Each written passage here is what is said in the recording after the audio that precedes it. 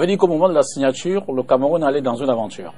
On n'est pas allé dans une aventure puisque le 15 juin, quelques jours avant la signature, le ministre des Finances, il a quand même fait des déclarations. Donc, ça dit c'est un petit préalable.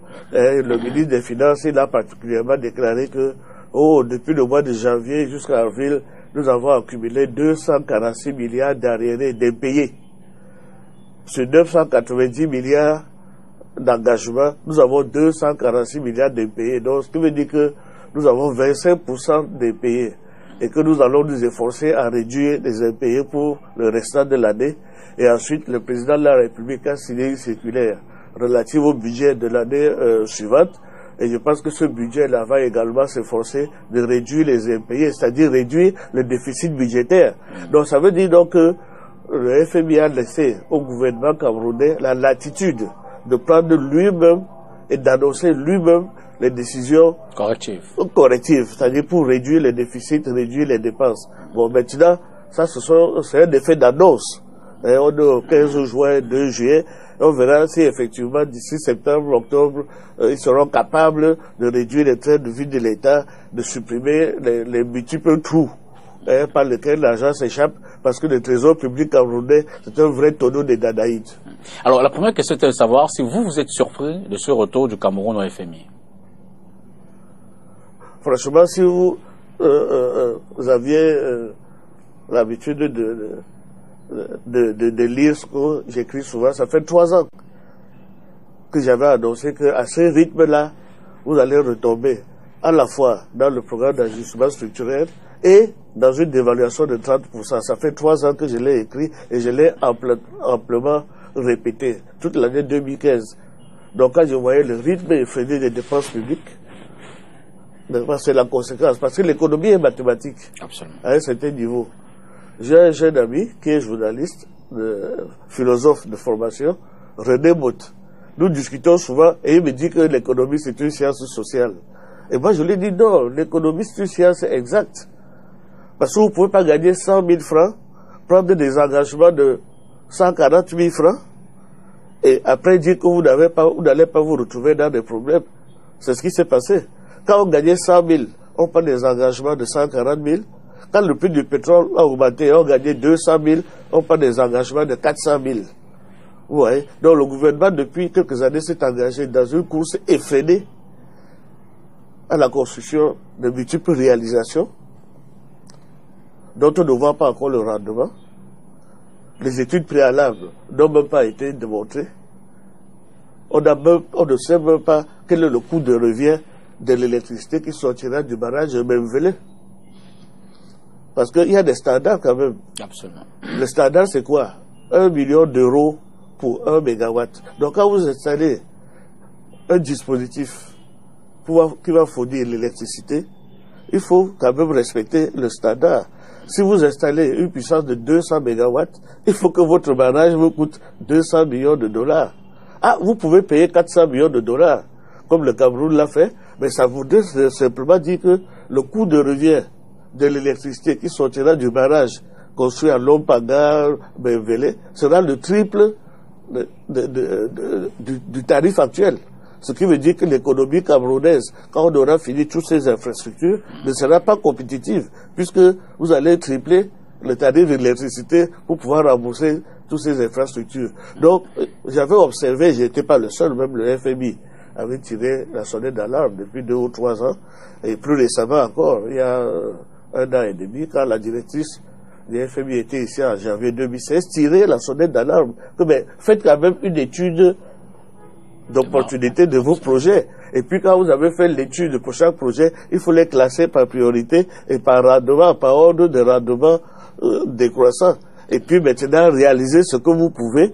Et quand vous avez fini de réaliser 1 de vos projets, vous faites l'évaluation avant de continuer. Non, le gouvernement à Yaoundé a décidé qu'on fait tout à la fois. Autoroute, mettez. Barrage, mettez. Tout ça, centrale thermique, mettez dans le panier. Dans tout démarrer à la fois.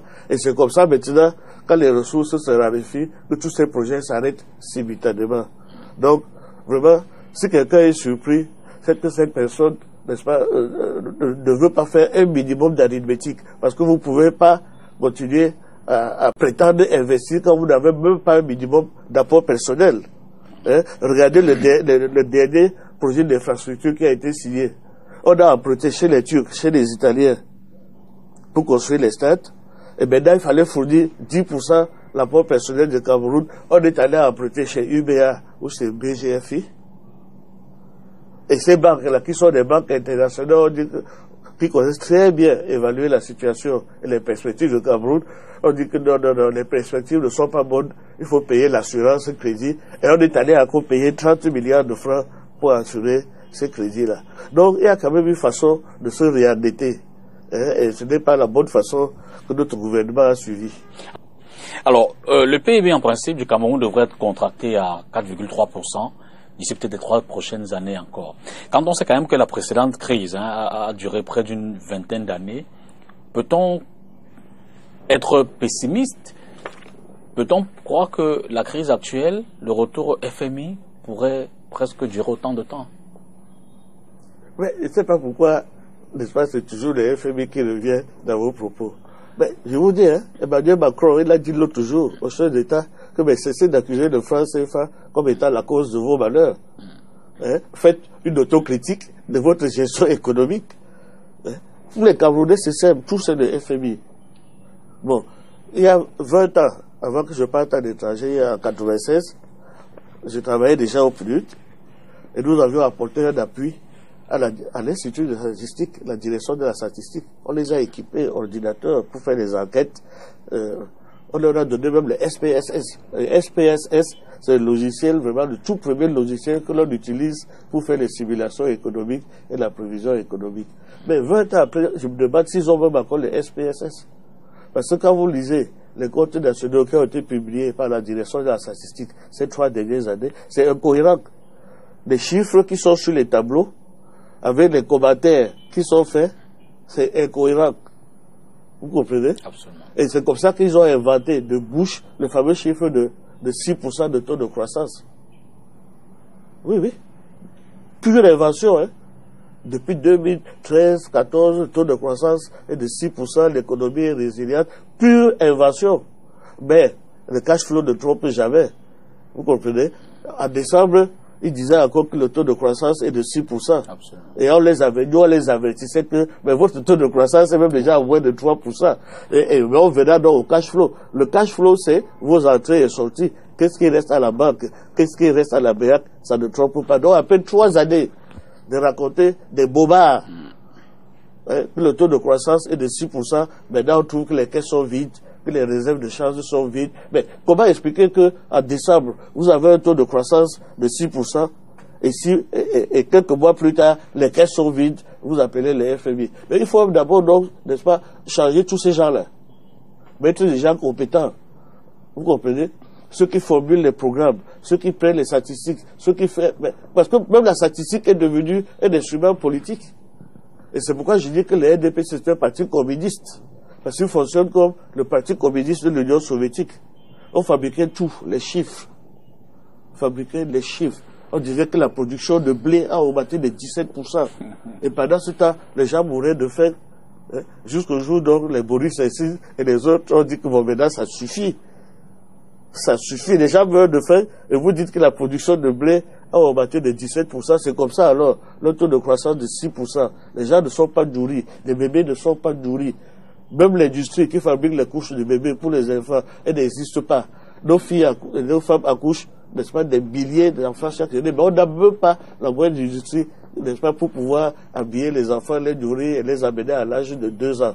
Donc c'est ça qu'il faut même d'abord faire. Si vous voulez véritablement un taux de croissance de 8% au Cameroun, faites même d'abord la nourriture des enfants, l'habillement des enfants, les sacs d'école des enfants. On avait tout ça dans le temps. On avait les manufactures de chaussures. Hein? Même les charchous, ça a existé. Il y avait l'entreprise Bata, par exemple. Oui, c'était produit à Douala, à Yaoundé, au Cameroun. Tout ça a disparu. Vous comprenez? Donc il faut même d'abord trouver... Donc pour vous, il faut recréer une industrie locale. D'abord, animée par les Camerounais, parce que nous avons suffisamment de compétences en électricité, en mécanique, en informatique. et faire même d'abord les manufactures, les premières manufactures. Et pourquoi est-ce que ça a disparu? Mais parce que nous avons ouvert entièrement nos frontières à l'Asie. Oui, ce n'est pas les APE qui nous menacent, hein. Ce n'est pas l'Europe. Nous avons entièrement ouvert nos frontières à l'Asie. Et donc, même les petites choses qu'on faisait dans les hangars là-bas à Bonavou, ça dit, on ne fait plus. Parce que c'est envahi. Nous sommes où? Ici à Aqua, dans le studio de Aqua. Vous avez vu le nombre de rues d'Aqua? Quand on se promenait ici à l'âge de 10 ans, c'était des entreprises françaises ou grecques. Et on rêvait que les Camerounais, un jour, seront propriétaires de ces magasins. Mais vous savez ceux qui sont maintenant propriétaires de tous ces magasins, le long de l'avenue du 27 août.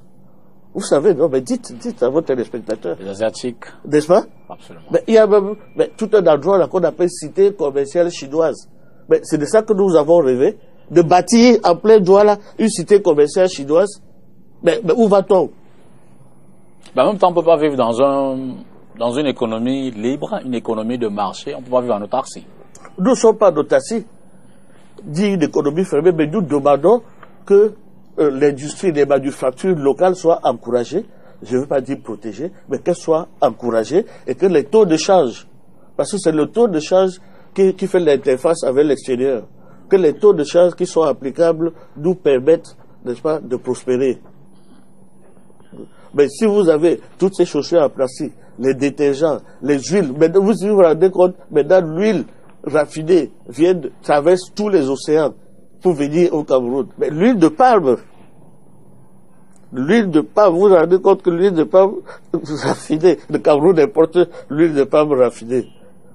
Hein? Pourquoi? Parce que nous avons donc politique commerciale à l'import qui sont inadaptées et politique de taux de change, n'est-ce pas, qui favorise l'importation, n'est-ce pas, de tout et de n'importe quoi. C'est ça le nœud du problème. Notre politique de fixation du taux de change. Nous avons utilisé pendant longtemps une monnaie qui est l'euro, qui était largement surévaluée par rapport au dollar.